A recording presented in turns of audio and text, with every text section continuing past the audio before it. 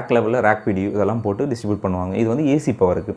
DC பவருக்கு என்ன பண்ணுவாங்க அப்படின்னா, டிசி பவருக்கு வந்து பார்த்திங்கன்னா ஒரு சில டெலிகம்யூனிகேஷன்லாம் யூஸ் பண்ணுறாங்கல்ல, நெட்வொர்க் டெலிகம்யூனிகேஷன் நெட்வொர்க் இருக்குல்ல, அவங்கெல்லாம் வந்து பார்த்திங்க அப்படின்னா ஜென்ரலாக வந்து டெலிகம்யூனிகேஷன் கம்பெனி எல்லாமே வந்து பார்த்திங்கன்னா இந்த டிசி பவர் தான் வந்து அதிகமாக வந்து யூஸ் பண்ணுவாங்க. அப்படி யூஸ் பண்ணுறதுல அங்கே எஸ்எம்பிஎஸ் வந்து எப்பயுமே இருக்கும்.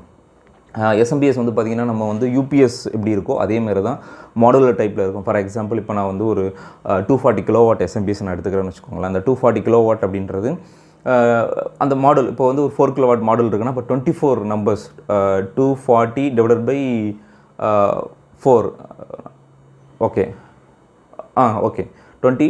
ஸோ அப்போ எவ்வளோ மாடல்ஸ் இருக்கும் நீங்கள் பாருங்கள். இப்போ ஒரு எக்ஸாம்பிளுக்கு எடுத்துங்க, ஒரு 40 கிலோவாட் இருக்குது. ஸோ 40 கிலோவாட் இருக்குன்னா ஒரு மாடலும் வந்து ஒரு 4 கிலோவாட் அப்படின்னா ஸோ அப்போ வந்து எவ்வளோ 10 மாடல்ஸ் வந்து இருக்கும். ஸோ அந்த மாதிரி வந்து அது ஃப்ளக் இன் ஃப்ளக் அவுட் மாடல் தான். ஸோ எப்போனாலும் நீங்கள் ஃப்ளக் இன் பண்ணிக்கலாம், எப்போனாலும் ஃப்ளக் அவுட் பண்ணிக்கலாம். ஸோ ஒரு லாக் கீ மாதிரி இருக்கும், போட்டு ஃப்ளக் இன் ஃப்ளக் அவுட்